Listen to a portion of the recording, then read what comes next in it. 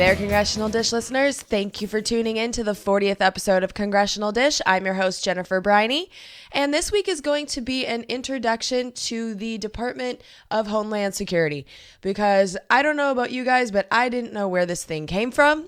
I knew it was created by the Bush administration in the early years, but I didn't know why. I didn't know what was in it, and so I found those answers out, and they're actually pretty fascinating. So we're going to take a look back at the bills that created the Department of Homeland Security and the Transportation Security Administration, the TSA, because it turns out that that hasn't existed too long either. On September 11th, 2001, the TSA didn't exist. So I'm going to tell you where that came from and some stuff that was in the bill that created the TSA as well. Now, those of you who are tuning into this that listened last week are probably expecting the Department of Homeland Security funding bill information. But it turns out that there's so much information that was fascinating to me that I'm actually going to split this up into two shows. So today we're looking back at how the Department of Homeland Security began. Next week, I'm going to get into the funding bill for the Department of Homeland Security that passed back in June. So this is actually going to be part one in a two-part series. Now, you're going to hear a lot of clips today, a lot of clips both from the House floor, but also from the news organization Democracy Now! They've been working for almost 20 years, and they do a great job. Amy Goodman is the host of that show.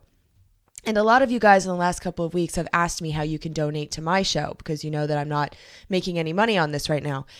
And I'm working on getting all that stuff set up. But for this week, instead of donating to me, why don't you go ahead and donate to Democracy Now! Because for 20 years, they have existed by support from listeners just like you. They don't take any advertisements, and it's worked for them. And so I've depended on their work for many years to know what's going on. So instead of donating to the show, go over to democracynow.com and donate to them. And while you're on the internet, please go over to iTunes and rate this show 5 stars if you like it. And also, if you can leave a review, that is really helpful in helping Congressional Dish move up in the iTunes rankings. And you can also go to Stitcher. Stitcher is my favorite way to listen to podcasts. If you don't have it yet on your phone, it's the most convenient way. All you need to do is download Stitcher to your phone, search for Congressional Dish. Once you find it, press the little plus sign in the bottom of your screen, and that has you subscribed. And every new episode is going to come directly to your phone. All right, let's stop wasting time. Let's get started with the Department of Homeland Security.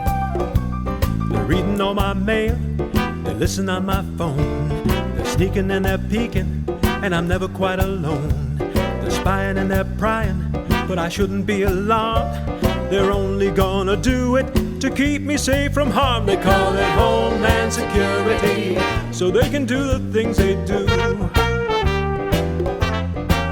But I'm not feeling any safer. How about you? They don't need a reason, they don't need a rhyme, they don't need a warrant, they don't even need a crime. It's all for my own good. If liberty I lost, now they're kicking down my door, making sure I really floss. They call it Homeland Security to get away with what they do. But I'm not feeling any safer. How about you? All right, so the Department of Homeland Security was created by the Homeland Security Act of 2002 and was signed into law on November 25th of 2002. This is a clip from Democracy Now! That was aired the day after the bill was signed into law.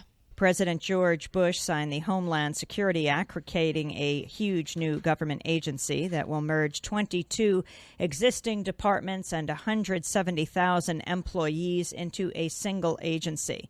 It's the largest reorganization of government since the creation of the Pentagon. Yesterday, Bush submitted his transition blueprint to Congress. This starts a 90-day clock ticking, after which agencies may begin moving to the new department.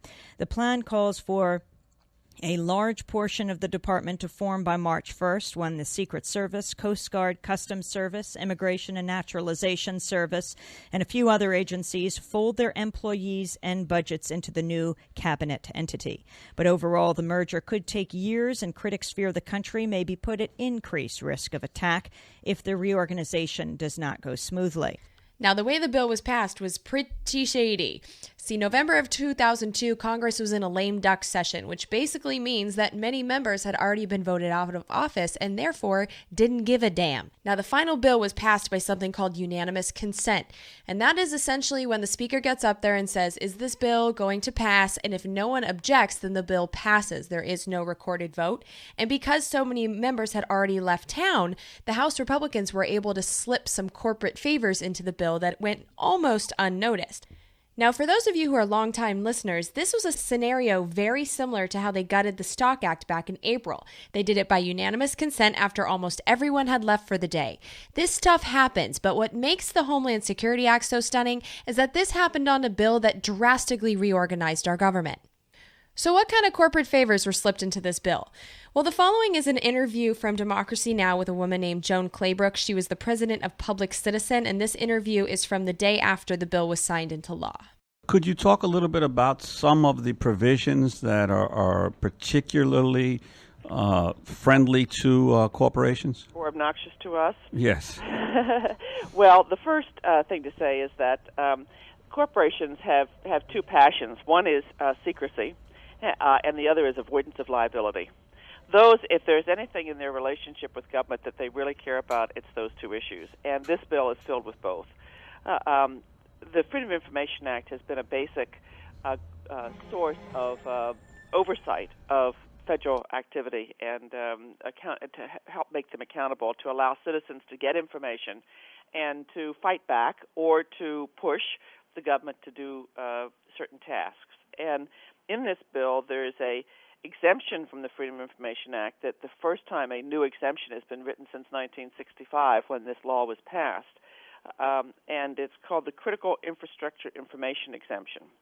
And what that essentially says is that it allows the government to, or prohibits the government from releasing information that the public, to the public that companies voluntarily submit to the Homeland Security Department, and that is related to company-identified vulnerabilities. So if a company says, release of this information is going to make us more vulnerable to terrorism, and that's about all they have to say, then and it's given voluntarily to the Homeland Security Department, then the agency can't release it. And so, in other words, if a nuclear power plant or a petroleum refinery has an accident of one type and they report it to the government, that then they could, under this bill, ask that information not be released to the press of the public. That's correct, and it's one of the problems that we've always had with the Nuclear Regulatory Commission and the Department of Energy, for example, that have always wanted to keep this stuff secret, and we've been able to force them through litigation to make things public. And here is a brand new exemption, no hearings, no discussion, just written in by the Republican House leadership at the last moment, obviously handed to them by corporate lobbyists to put in this legislation. They've also put in here that information that's voluntarily submitted may not be used in civil lawsuits brought against them by any federal, state agency or a private party. They also passed a provision that might explain why we're in such massive debt. There's a provision that if you go offshore and avoid U.S. taxes, you're still fully able to get contracts from the Department of Homeland Security. One of the earlier versions of this bill said you couldn't get contracts if you didn't pay any U.S. taxes. And this does exactly the opposite. Now, the thing is, not everyone in Congress is on vacation. There were people who knew about these provisions and said on the House floor that they objected to them, but they didn't actually object to the point that it stopped the bill. Now, had they objected, the bill would have had to gone back to the conference committee where the differences would be worked out again with the Senate. And both chambers would have had to vote again, or else the entire process would have to start over in the new Congress. And because everyone was already on vacation, they still had a full month. They still had December. But everyone had already left for vacation, and God forbid they come back and do their jobs. And so the bill was passed by unanimous consent and signed into law. Now, I don't think it's a coincidence that the same week that this bill was passed through Congress and signed by President Bush, Pete Aldridge, Undersecretary of Defense for Acquisition, Logistics, and Technology, gave a press conference at the Pentagon outlining a Bush administration plan for something called Total Information Awareness. And this was a connection that was made on Democracy Now! By Gail Russell Chaddock, an author for the Christian Science Monitor. This is an interview she gave with Democracy Now! On November 21st, 2002. Can you talk about some of the implications that you bullet in today's piece on the bill's reach, wiretaps to emergency powers? I think one of the most interesting ones is the new approach to data, collecting and mining data. What new approach is she talking about? Well, Section 201, Paragraph 14 of the Homeland Security Act directs the Department of Homeland Security to, quote, establish and utilize in conjunction with the Chief Information Officer of the Department, a secure communications and information technology infrastructure, including data mining and other advanced analytical tools, in order to access, receive, and analyze data and information in furtherance of the responsibilities under this section, and to disseminate that information acquired and analyzed by the department as appropriate, unquote. So here you have it. In that bill, the Department of Homeland Security was told that one of their jobs is to mine our data. Gail Russell Chaddock continues. You know, I think one of the things reporters in this town are following very closely is what's also going on in the Pentagon on this issue. They're in the middle of developing something called a Total Information Awareness System that's headed up by Admiral Poindexter. It's very controversial because what it appears to be is a system that would attempt to perfect combining connections between transactions ranging from credit cards, airline tickets, rental cars, chemical purchases, gun purchases. I think there's no one that wouldn't agree that this would be a very good thing for a terrorist, but the question is the reach so broad that it's capturing necessarily all kinds of other people in it. Now, next up, I'm going to play you that clip from November 20th, 2002, where the Pentagon outlined their plan for total information awareness. But before I do that, you should know that the official total information awareness plan was canceled because the pesky public was furious. But I dare you not to compare the plan outlined 11 years ago to the reality recently exposed by Edward Snowden and Glenn Greenwald. It sounds like every time I would enter or a citizen would enter a credit card, any banking transaction, any medical, I go see my doctor, any prescription, all of those things become part of this database, right, hypothetically? Hypothetically, they would, although the data that would go along with personal information, such as bank accounts, that would all be protected in the Privacy Act just as it is today. Individuals would not be associated with that. And so you need rapid language translation because you are trying to tap into databases of other nations if they will allow that? Is that... Yes, exactly. And does any of this involve collaborating or connecting, for example, takes from signals intelligence into the rest of this database? I'm not going to get into the use of intelligence data, but you can be assured that the databases we're trying to investigate, again, as a feasibility, will this all work, to try to take as much information as we can. When a person enters the country, for example, a visa that comes in the country, you'd like to have that in the database. If they apply for a gun license, you'd like to have that in the database. If they buy a certain amount of chemicals or apply for a gun permit, I guess. Every time they use a telephone, that also enters the database. And if it is voice recognition, for example, then that enters the database, hypothetically, right? Hypothetically, yes. How is this not domestic spying? I don't understand this. You have these vast databases that you're looking for patterns in. Ordinary Americans who aren't of Middle East origin or just typical ordinary Americans, their transactions are going to be perused. Okay, first of all... Do you require search warrants? I mean, how does this work? First of all, we are developing the technology of a system that could be used by the law enforcement officials if they choose to do so. It is a technology that we're developing. We are not using this for this purpose. It is technology. What's that technology is transported over to the law enforcement agency, they would use the same process they do today. They protect the individual's identity. We'll have to operate under the same legal conditions as we do today to protect individuals' privacy when it is operated by the law enforcement agency. So all in the same week in 2002, you have a new department that's created that is given not only the authority, but the mandate to data mine. At the same time, the Pentagon is looking into technology that can collect all our information. And here we are 11 years later, and we kind of know what's happened since then.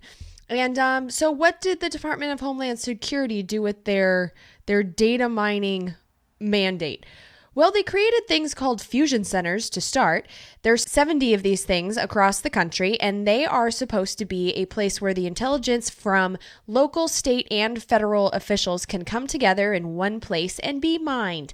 One interesting detail about the fusion centers, however, a report in October of 2012 concluded that they are essentially useless for intelligence purposes. Here's a story from Democracy Now! And a new government report has found an intelligence program that formed a major part of domestic counterterrorism efforts in the United States has been almost entirely useless. A bipartisan report released by the Senate subcommittee examines the network of so-called fusion centers created after the 9/11 attacks to promote intelligence sharing among local, state, and federal authorities. Investigators have accused the centers of becoming bastions of waste that collected practically no useful information and potentially violated people's civil liberties. According to the report, the centers, quote, often produced irrelevant, useless, or inappropriate intelligence, and many produced no intelligence reporting whatsoever. As much as $1.4 billion in taxpayer funds designated for the centers has gone unaccounted for by federal officials, the report found. And what other kind of information did they have access to? Well, the Department of Homeland Security gave out license plate readers to state and local law enforcement so that they could track where we actually go.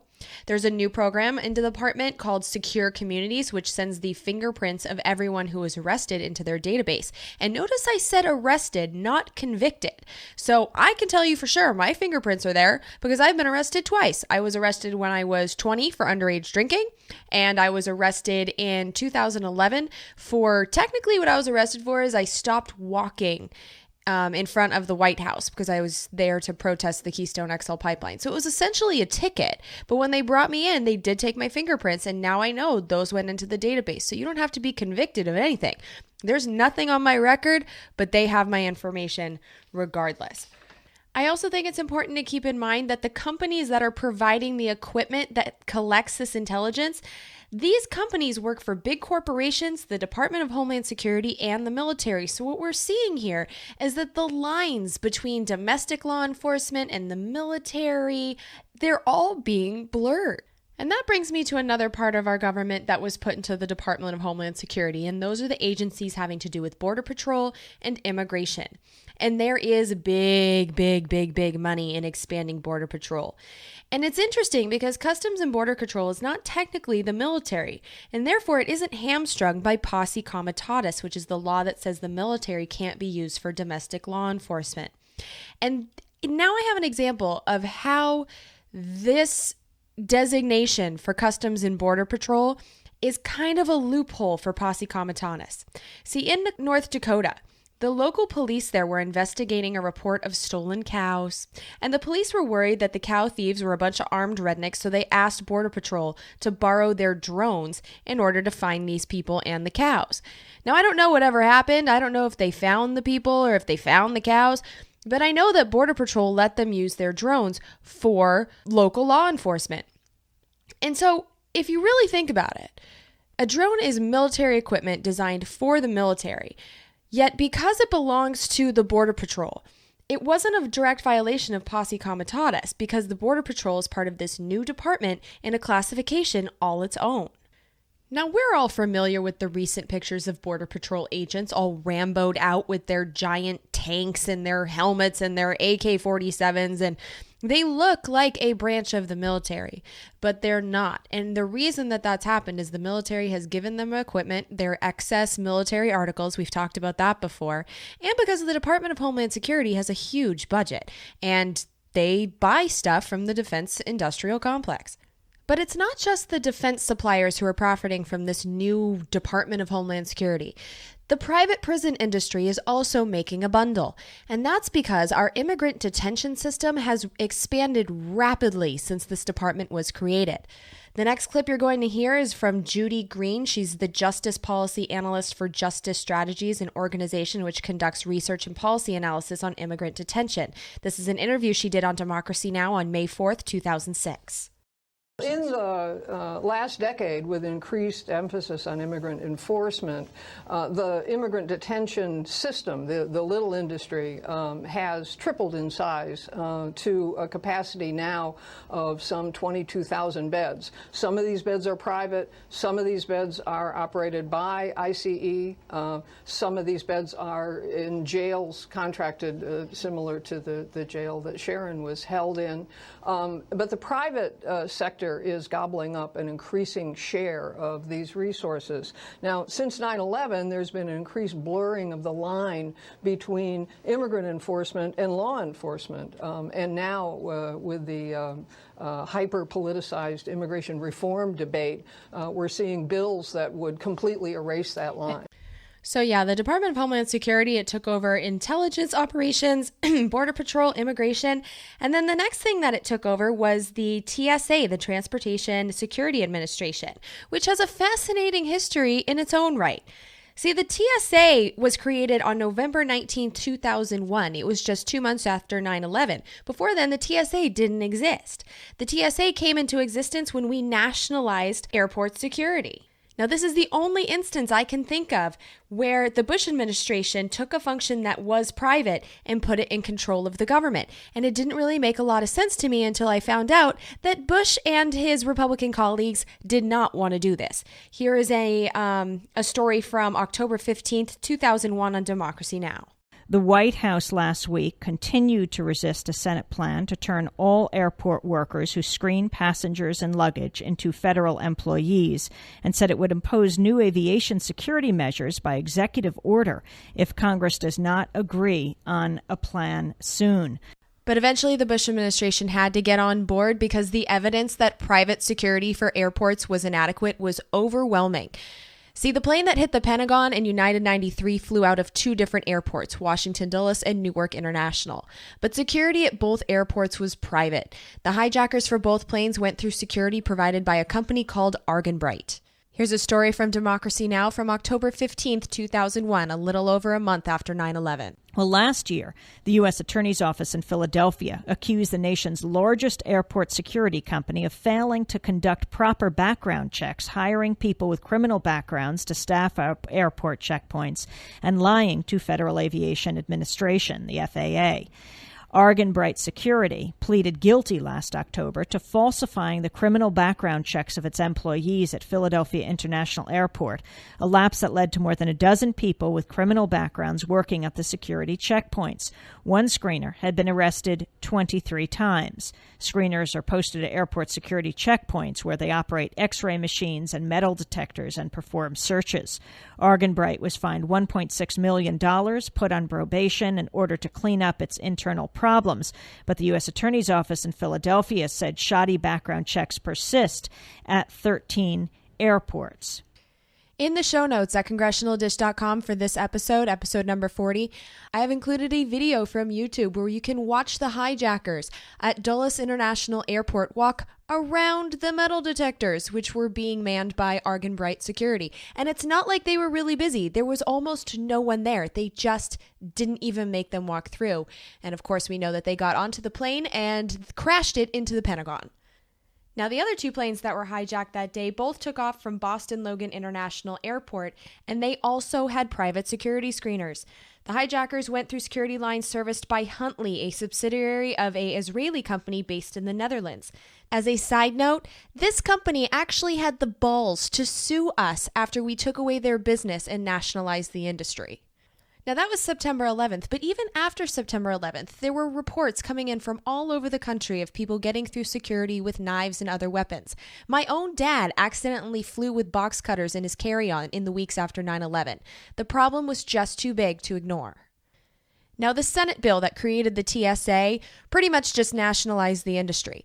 But of course, the House at the time was controlled by Republicans and therefore the Bush administration, and they wanted to keep it private. And so in the bill that nationalized the industry, the GOP got some concessions. When the bill went to conference, they managed to get language inserted that opened the door for airport security being re-privatized in the future. The bill allowed 5 pilot projects that would let private companies work with the TSA to provide security in what they called screening partnership programs. Now in 2013, 12 years later, there are 16 airports that have been reprivatized, including Kansas City and San Francisco's international airports. If you're curious, I've provided a map that shows you where all 16 of those are. The bill also limited liability for the state of New York and the owners of the World Trade Center buildings from lawsuits arising from the victims of September 11th. Specifically, what it did is it said that the state of New York would only have to pay out as much as they're covered by their insurance, ensuring that they wouldn't have to pay out an extra penny above what they've been insured. Now, ordinarily, I don't think that this would be so much of a problem because it's not like the state of New York had hijacked those planes and flew them into the buildings. However, I was recently in California and I visited one of my best friends. He's a firefighter.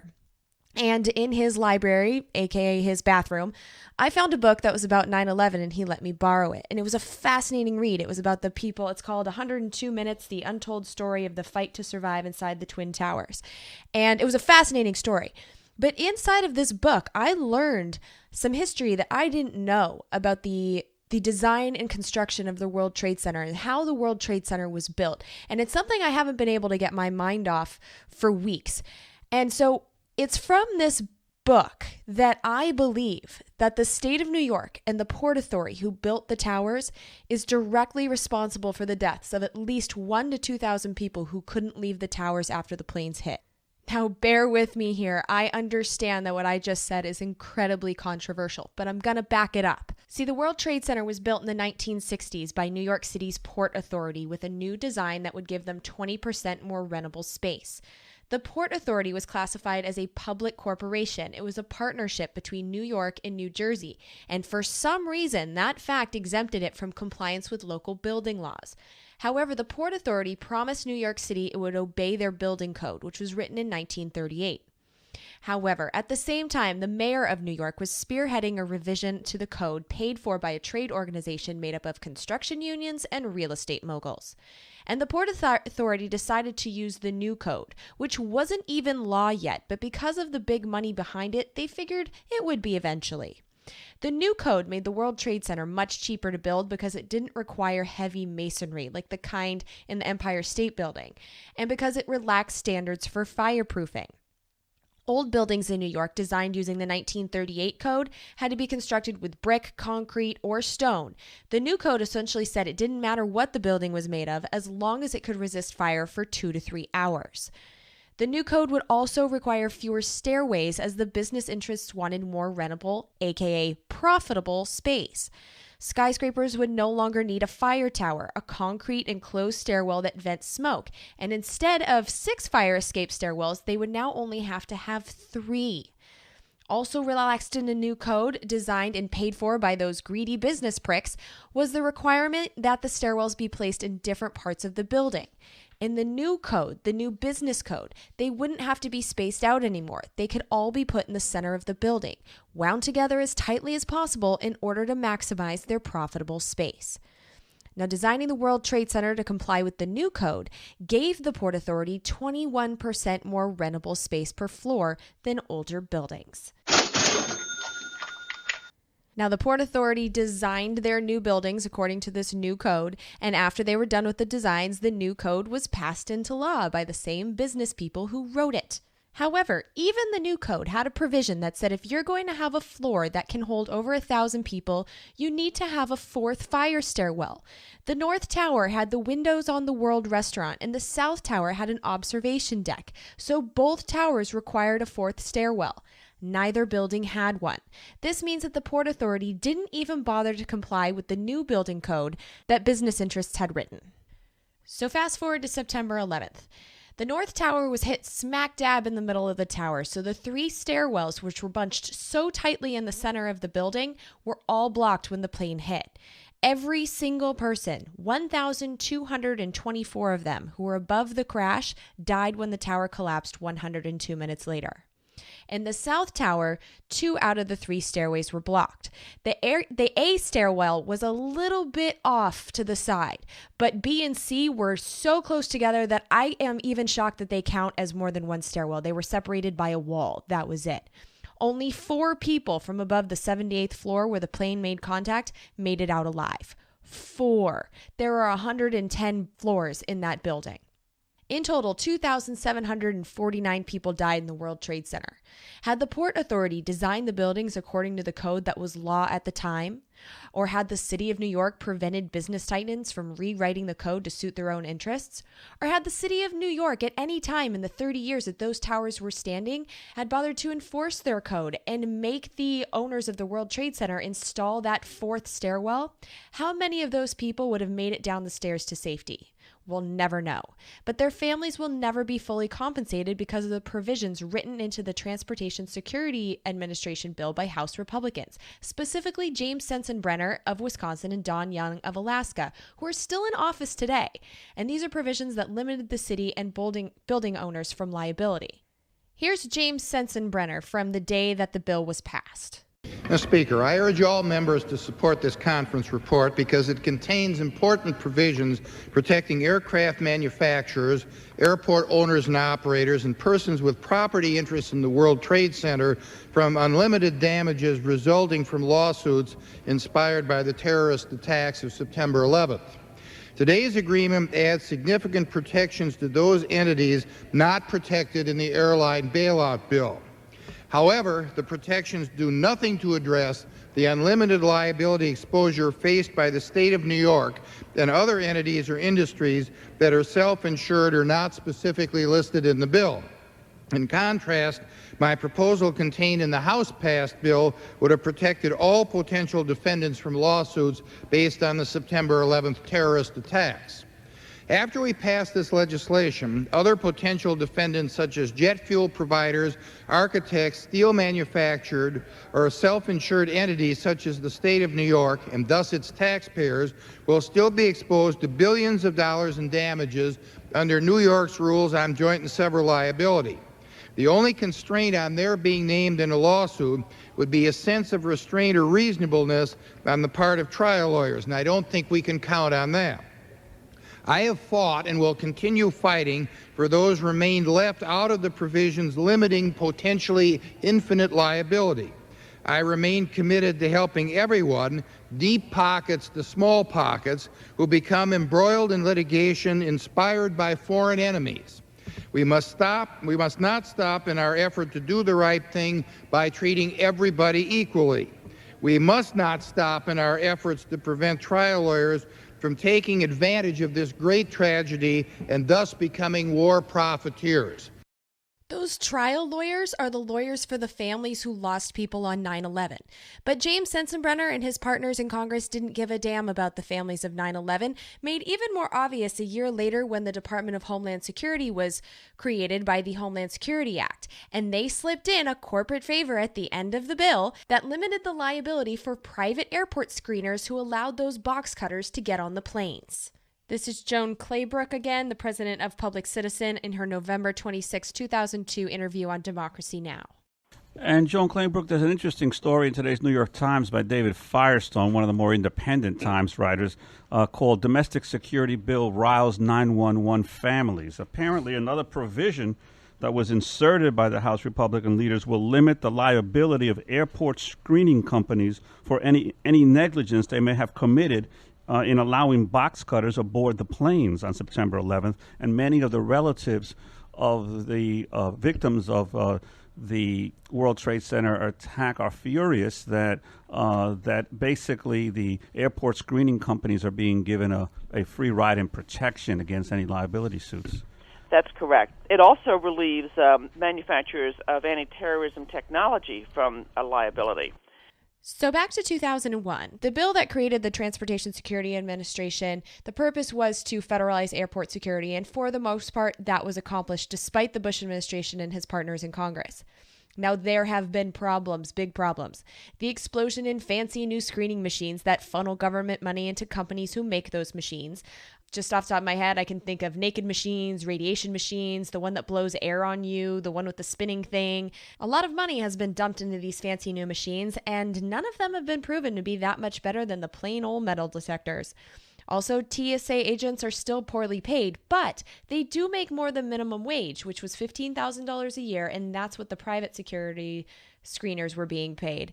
And so, in my opinion, I like the TSA. I like that it is a government entity. I think we can and should do better. But I love the fact that someone in the chain of command with the Transportation Security Administration is an elected official, because it goes, the TSA is part of the Department of Homeland Security.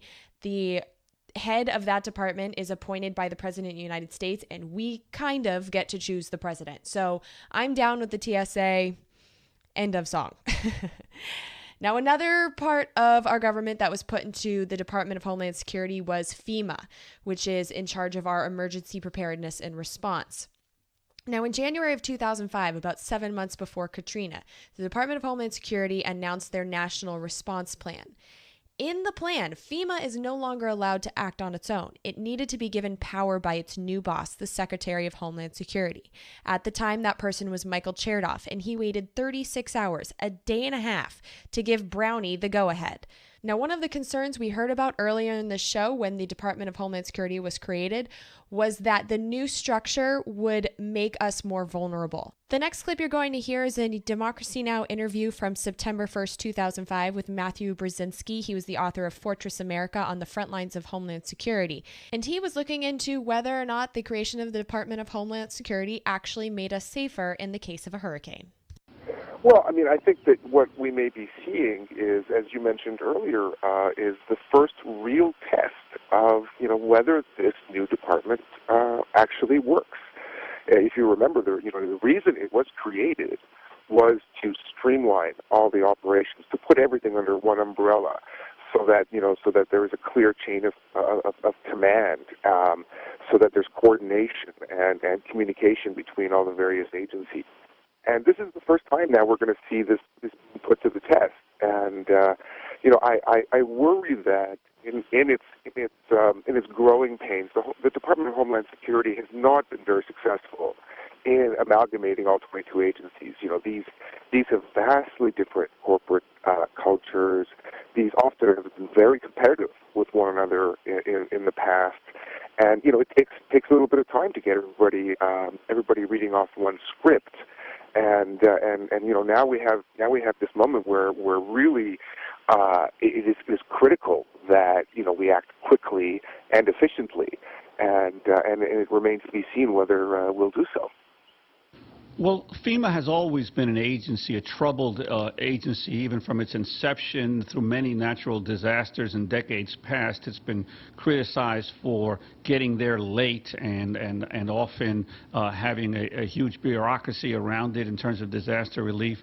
What do you think has dramatically changed in its ability to function, even though I think in previous years it had improved to some degree? The short answer is more bureaucracy. I mean, at least before, FEMA answered to itself and to the president, but now FEMA has to answer to Mike Chertoff and the Department of Homeland Security, and there are all sorts of political considerations. As we heard, the president had to make very clear that Mike Chertoff is in charge, but Brown is going to be down in New Orleans, and unfortunately, politics often come into play. Who will get the credit? Who will get the blame? Whose jurisdiction? Who has authority over what? And so I think that we'll see one added layer of bureaucracy, and as I said earlier, it remains to be seen whether that makes it more effective or even less effective. And as we all know, in the days after Katrina, it didn't go very well.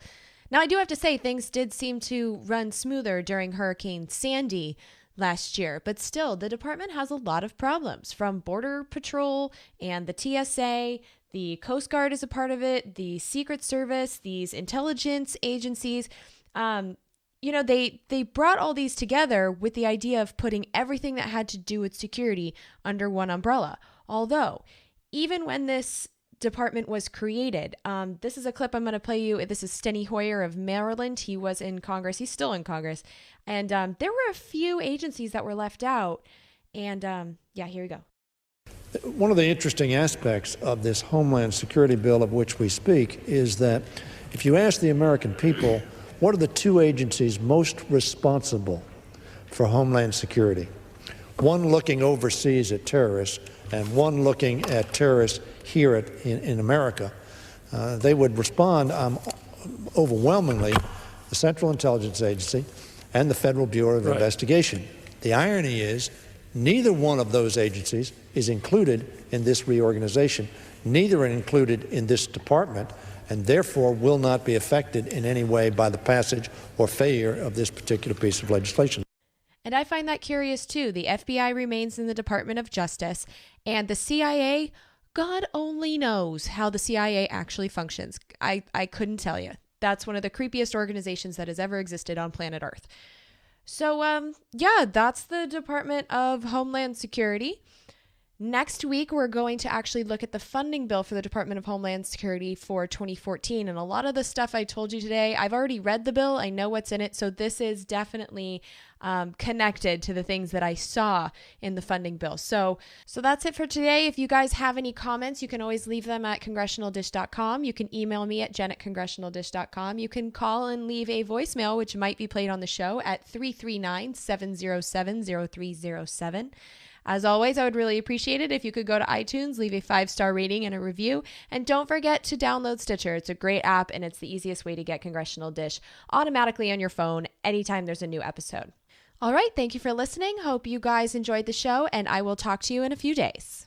We're surrounded now by liars coming at us through our TV screens. We don't have a domestic spying program. They're content to fight in black and white despite the many in-betweens. We got a president who plays with the facts. And then he waves a flag to cover his tracks. As if a lie is alright, in the end he'll justify the means. Now we are so damn tired of being lied to. The polar ice caps aren't going away. We don't think we can deny it anymore. You can stick to your story if you think it lies. But we're not keeping quiet anymore. We are so damn tired of being lied to. Government jobs consume the profits of the private sector. We don't think we can deny it anymore. You can stick to your story if you think it flies. But we're not keeping quiet anymore. Now we're not keeping quiet. These bills represent common sense, bipartisan solutions that actually solve problems.